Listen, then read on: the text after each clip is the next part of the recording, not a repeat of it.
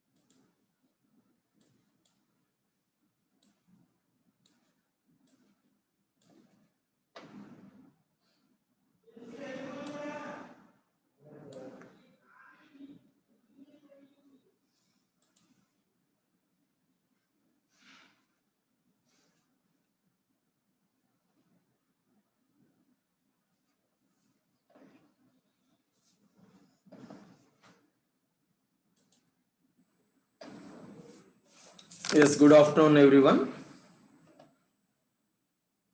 I hope all of you are doing well in this pandemic. I think you are staying home and staying safe. Okay, how much is the strength of this class actually? Only 14 students have joined till now. Can anybody respond?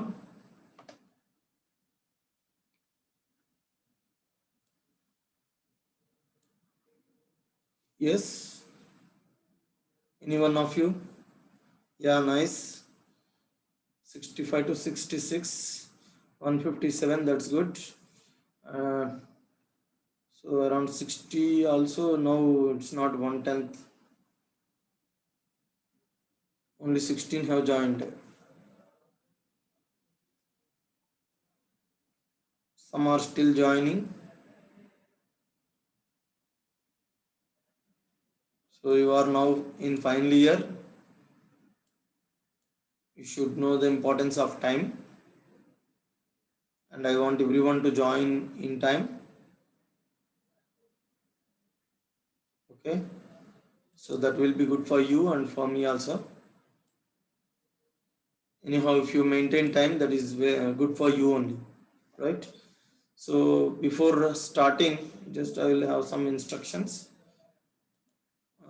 How we will go about with the course and what are the rules and regulations you have to follow. Anyhow, you know all the rules and regulations of an online teaching. I think you will follow them. Okay. After the beginning of every class, I will take the attendance within 5 minutes. So those who are joining after 5 minutes, once again I will give chance for them in the last 5 minutes of this session. Okay. So in between, after 45 minutes, again it will log out after 40 minutes. So before that, how many if any extra students are there, they will get attendance. Okay. If you are not joining within the 5 minutes, then you will be marked as absent. Okay, that is the first thing. And I hope the sessions will be interactive in nature, not that I am only teaching and you are listening. So if you are interactive, the classes will be interesting and you will learn, you will find this subject interesting. So I want all of you to be interactive in nature. And if you have any doubt, you can raise your hand, which is provided in the chat box. Okay, in the participants list, you have that in the chat box, you have raise hand. Okay, you can raise your hand, or otherwise you can keep a message in the chat box. Once I see, I will answer that. Okay, and the next point is Say if I don't notice that, and you can keep one or two messages and stop, so that once I see the message it pops up here, then I will answer your questions. And after that, any explanation is required also, you can keep the message in the chat box. Okay, so these are the few points which I want to uh, tell you. So with that, we will start the subject. So welcome to all of you to this course of Introduction to Fundamentals of Material Engineering. Myself, Krishna Verma, Assistant Professor in the Department of Mechanical Engineering, and I will teach you this course, Introduction to Fundamentals of Materials Engineering. So we all know that without materials, there is no world today. So there are a lot of materials and lot of processes. We have a lot of materials because we have a lot of applications of it. So that all which we study about the materials is called as materials science. Earlier it was called as, now it is being called as materials engineering, because as the technology is advancing, it has become material science to materials engineering.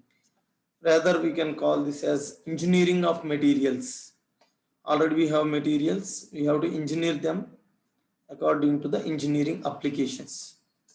Okay, so in this in this session we will be discussing about the course objectives, what are the objectives of this course, what they are intended for, then what are the course outcomes, what are the takeaways of this subject, and what is the importance of materials engineering and metallurgy. Now we have discussed about the materials engineering, and metallurgy is a part of materials engineering, and metallurgy again includes materials engineering.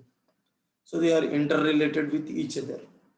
Metallurgy you might have learnt in the lower classes, and materials engineering now once again we'll discuss in detail about the different types of materials in this subject. Then what is the importance of materials for engineering applications specifically, and what is the overview of this subject, what are the contents in this subject, and in detailed discussion about the overview of the subject, what exactly this subject gives you, what information or what knowledge this subject gives you, what are the prerequisites required for this subject, and basics of materials engineering and metallurgy, fundamental principles which you have learned in your lower classes. Once again, I will explain them, but not in detail, but a brief description. So what are the textbooks and resources which we have, that I will be discussing in this session. So with that, let's not waste our time and start the topic. So first we'll start with a question: what is material science? So can anybody tell me what is your opinion on materials science? You might have learned in the lower classes metallurgy and material science. So you have learned about materials. What is your opinion about the science of materials? Anyone? In the chat box you can type. Okay, anyhow, the slide is showing processing, structure, properties, performance. This we will discuss later. What is material science?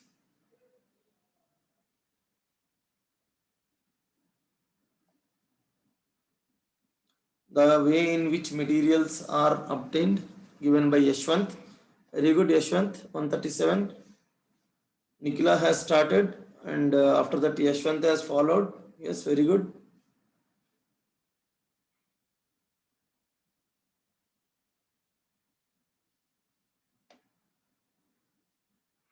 Yes, any others? No opinion, your opinion of material science. That is good, the way in which the materials are obtained. Once the materials are obtained, what we will do?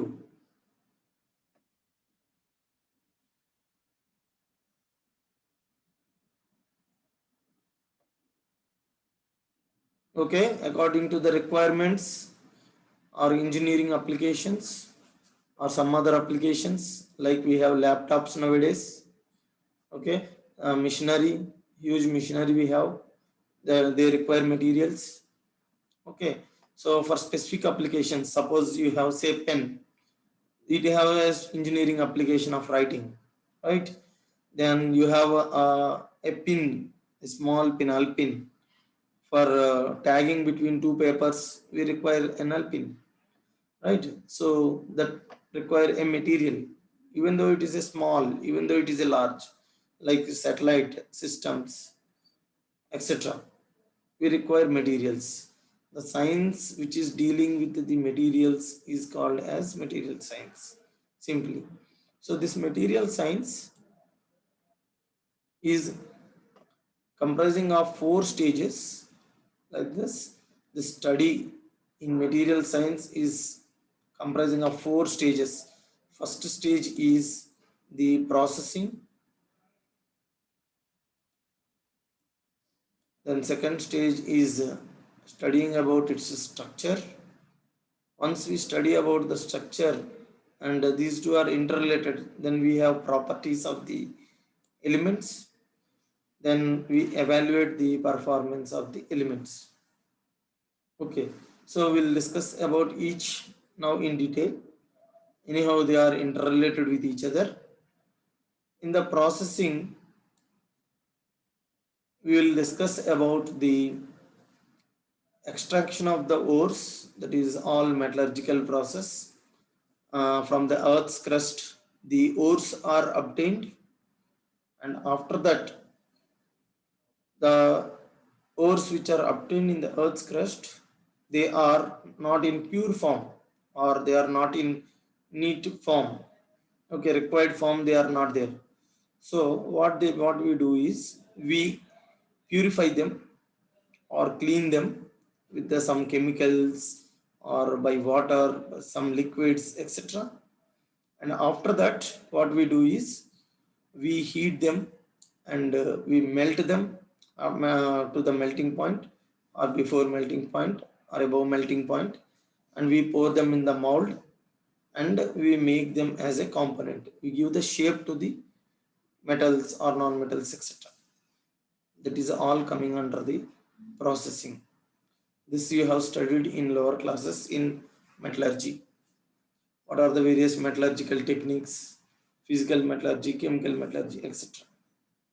Then once you get the structure or shape to the component or the metal or a non-metal, whatever it is, to the material, then we study its structure, how it is arranged, what is the arrangement of the atomic structure, molecular structure, etc. in the component. Once we obtain these properties like structure, how it is, then we evaluate the properties. Here we will evaluate the properties like mechanical property, thermal property, electrical property, or heat transfer characteristics, that is thermal conductivity, etc. Optical properties, etc. Several properties we will obtain here for the materials. Then after that, we will evaluate its performance, how it is withstanding to the various loads or friction, heat, electricity, whether it is able to conduct electricity properly or not. Like you can also go for superconducting materials which perform at high temperatures, etc. I think my voice is lagging. Somebody has given. Is it now also lagging?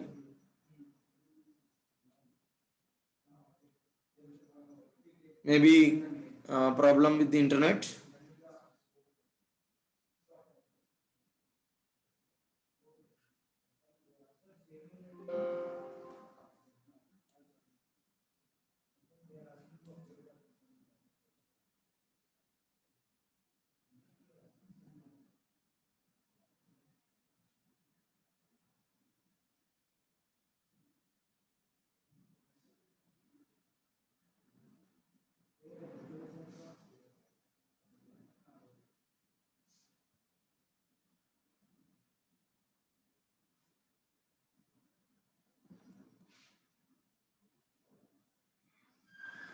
Okay, now having an understanding of what is material science, let us go to the next topic, which is what are the various types of materials. So there are different types of materials for various applications. Like you can say the materials are divided into metals, polymers, ceramics, and there is a other category which I have not mentioned here, that is composites. Now composites are the trending materials for aeronautical applications and higher strength applications, etc. We are using composite materials. So the general materials which are in most widely used materials are metals, polymers, and ceramics. So these metals, they are most widely used because they are having more strength, but they are ductile in nature, and they have high density. This is the major problem nowadays. People are the applications are requiring less density, but more toughness, more strong, more strength. Okay, even though they are ductile, strength should be high. That is a requirement nowadays. But from earlier days, we are using metals. So still metals are being continued now. Okay, so metals are also good thermal and electrical conductors because of their structure of arrangement of atoms, the closely packed structures, and they are opaque and optically reflective. So you can see there are a lot of metals like iron, copper, nickel, steel, etc. Cast iron, aluminium. Lot of metals are falling in this category. And polymers are, when compared to the metals, they are weak. Even though they are ductile, they are weak when compared to the metals. So this is the area now where they are strengthening the polymers to become more strong. But the advantage is they are low density. The density is very low. Just a minute.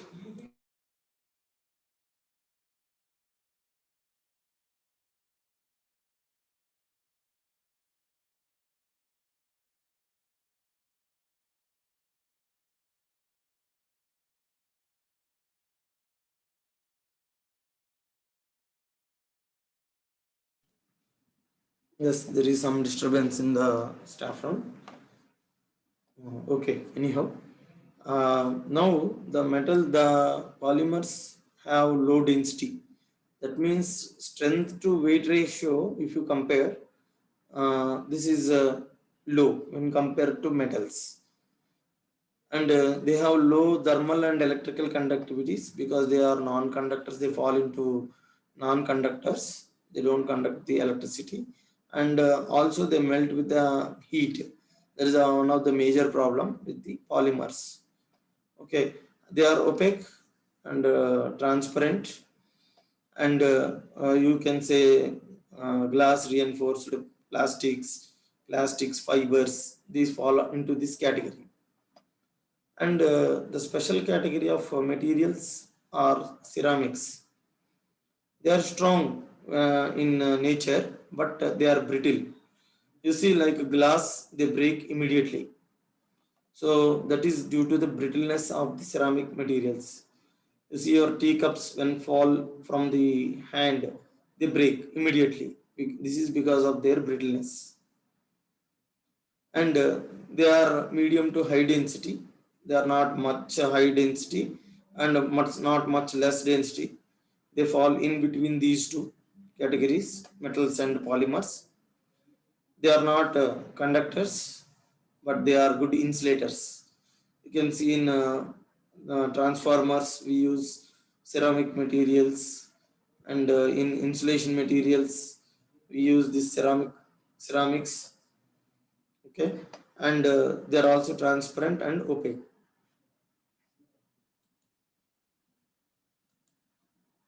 So the objectives of this course are the basic study of structure and crystal arrangement of different materials, This structure for every material is different. It is unique in nature. Maybe some similarities may be there, but almost every crystal, the arrangement is different. With little changes, also there are crystals, and that structure we have to study for the crystals. How the arrangement is there, how orientation the atoms are there in the crystals. These things we have to study in detail in this, and we have to understand the structure and crystal arrangement of the materials. So there are two types of study.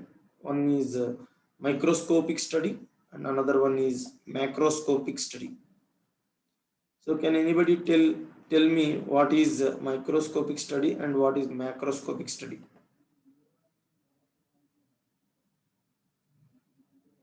Do anybody know what is the difference between microscopic and macroscopic study?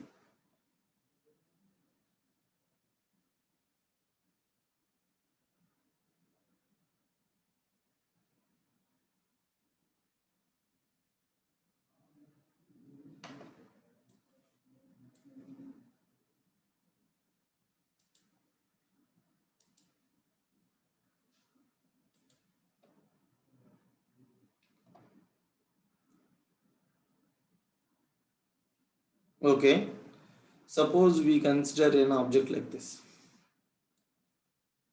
On the top surface, say this is the material.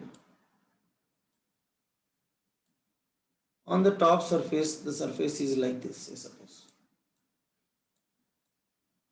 When we are seeing this in the with the naked eye, then we call it as a macroscopic study. Suppose if we cut a layer somewhere here, we take this portion outside and we see with a microscope. Yes, somebody has given microscopic study deals with the arrangement of particles. Very good. Arrangement of particles rather than I call it as atoms, atomic structure. Okay, microscopic study deals with the arrangement of atomic atoms in the structure. Anyhow, you are correct to somewhat, Yashwant. That's good. Right now, when you see with the help of a microscope here, you see this structure in this form like this. Something like this. It is divided into different types of layers. So this study is called as microscopic study. Study of microstructure in the atomic state is called as the atomic structure or basic structure. Okay. So then we will discuss about the phase diagrams. So when the one material is changing its phase, say from A phase to B phase,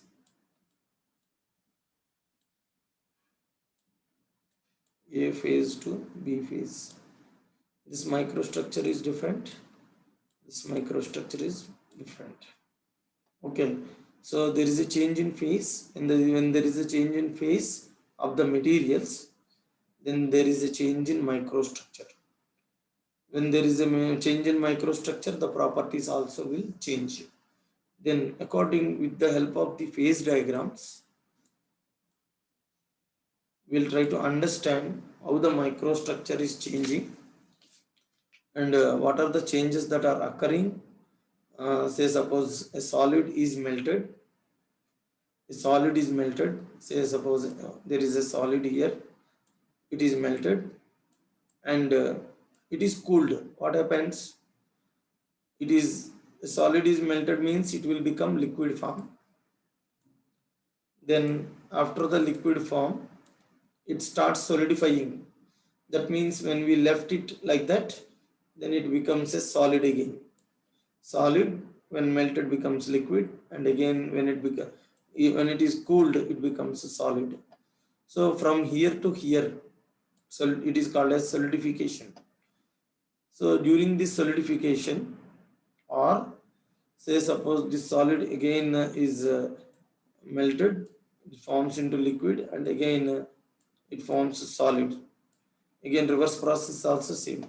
Or heating, when we are heating heat, it will become liquid, and again when it is cooled it will become solid. So during cooling process or heating process, the changes that are occurring, that is coming under this phase diagrams. So we'll discuss in detail about these phase diagrams, what are the changes taking place and how the properties are changing. Then after the material is prepared, we will go for heat treatment to improve the properties. Like we'll improve the properties like the resistance to friction, or the improvement in withstanding the high temperatures, improving the tensile strength, improving the ductility, improving the brittleness. If it is brittle, we have to improve we reduce the brittleness and improve the hardness so that it is not brittle. Okay, so all these things for steels, we will be discussing the advantages of heat treatment process, and what are the different types of heat treatment process we will be discussing in this topic. Okay, and the need for application of composite materials. So what is the necessity of composite materials? Even though we are having a lot of materials like steel, we are going now for composite materials. Now why we are going for the composite materials? Okay, and to predict the and control the material properties. So if you want new properties, how we can control the properties? By understanding atomic level, molecular level, and crystalline level. We have discussed all these things in the previous case also. In these levels we will carry out a study, and then we will carry out the microscopic structure studies, and then we will be able to predict the and control the properties of the materials. So with the help of these microscopic structures, we can control the material properties. This is the basic fundamental of the material science and metallurgy, and almost all the subject will be related to these things only. Then after that, to understand the synthesis and processing of advanced materials for manufacturing. So how we will synthesize or manufacture the advanced materials, and processing of advanced materials like composite materials, polymers, etc., and how do we manufacture them. So these are all the course objectives.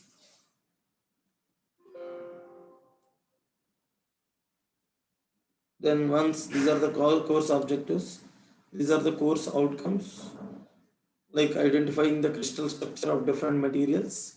After the completion of this course, you will be learning these things.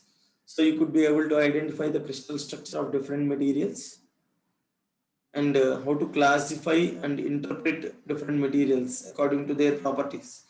So suppose I show a microstructure of one material, you should be able to identify this is copper, this is aluminum, this is steel. So microstructure is changing from here to here. That means it is cast iron. Like that, you have to identify the materials. At that stage, you should be after the completion of this course. So you have to know about the various theories of failures. This is inherently there in the subject, but not in the subject anyhow. To understand the phase changes in the materials, then you should be able to understand the solidification of steel and how the microstructure changes are happening with the help of iron carbon diagrams. Then use of heat treatment in steels. What are the variations we are getting with the heat treatments in steels? Then distinguish between various forms of steels. What are the different types of steels and cast irons? And understanding the properties of the non-ferrous alloys and use of composite materials. So these are the takeaways you will be taking after this course, you will be coming to an understanding of these things after the end of this course. Now, with that, we'll start with the introduction of the subject. So, the first one is metallurgy. Can anybody tell me what is meant by metallurgy? In your lower classes, you might have studied what is metallurgy.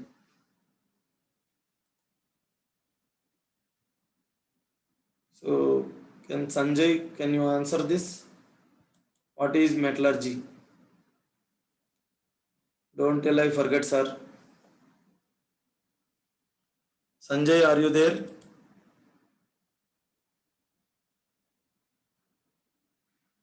One 31.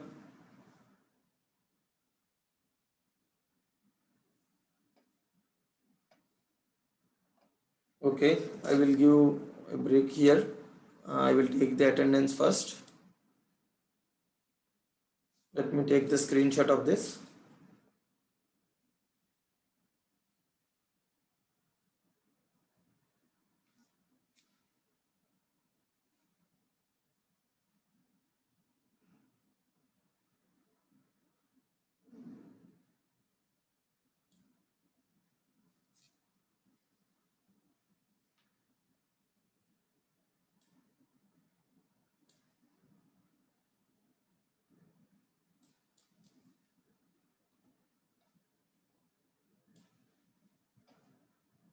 Okay, so simply metallurgy is the study of metals. Basically, there were metals which are most widely used, metals and non-metals. Okay, that's why it was named as metallurgy, metallurgy. So the study of metals, their properties, etc. That is the metallurgy. Okay, so metallurgy is a domain of the material science and engineering, and this metallurgy it deals with the physical and chemical behavior of metallic elements, intermetallic compounds, and alloys. So as I told you, metallurgy deals with the metallic elements and non-metals also. And there are some compounds which are called as intermetallic elements. They are combination of metal, non-metal, metal, metal, etc. Intermetallic compounds they are called as. Then what is meant by an alloy? Anyone? What is meant by an alloy? Sanjay asking for permission for mic. Okay, I will give Sanjay. Don't worry.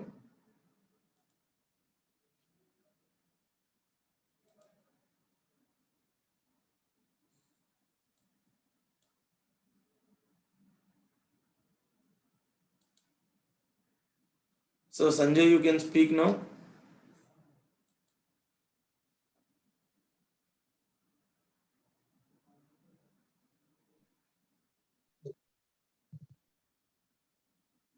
Sanjay, you can speak now. Yes, sir. Hmm. Yes, already I have answered your question, right? Okay. Mixture of metal and non-metal. Okay. Alloy. Okay. Can anyone give me, Sanjay, can you give me an example of an alloy which we see in our daily life?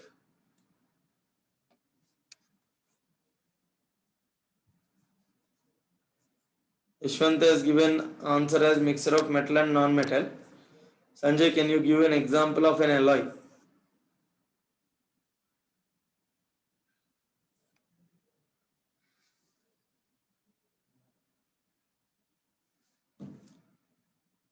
Nikila, combination of metals.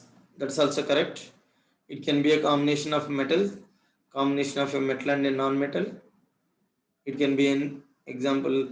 Example will be like this. Can anybody give me an example other than Yashwant and Nikila? Alloys.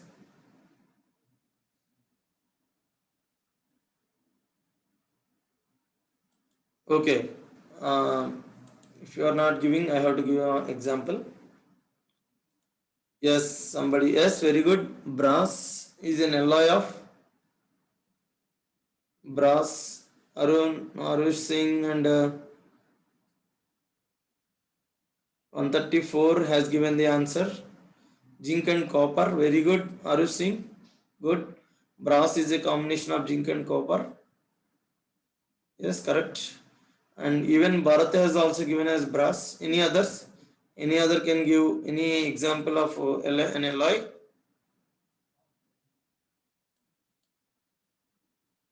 Yeah, is gold an alloy? Yes, very good. Somebody has given an answer. Bharat again, steel. Good, Bharat. Steel. Steel is a combination of carbon, magnesium, and silicon, etc. Alloy steels are there. Gold, which we see daily in our life, is bronze. Yes, bronze is an alloy of copper and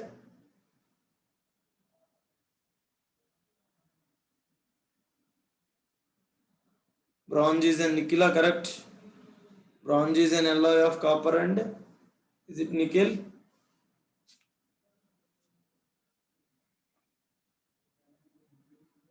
Tin. Good. Bronze is a alloy of copper and tin. Good. Right. So if you consider the alloy, a lot of alloys. So if you consider gold, okay, gold will be available in earth crust. Earth's crust, it will be in pure form, but it cannot be used for ornaments because it will have less strength in its pure form. Copper also, any metal in its pure form, it is having less strength. So it will be alloyed. It will be added with some copper, etc. Okay, so to improve the strength. So this metallurgy nowadays, metallurgy is having more importance in the science and technology of metals, and moreover, metallurgy deals with the production of metals, non-metals, and engineering of metal and non-metal components. You can see this is useful for both consumers as well as manufacturers.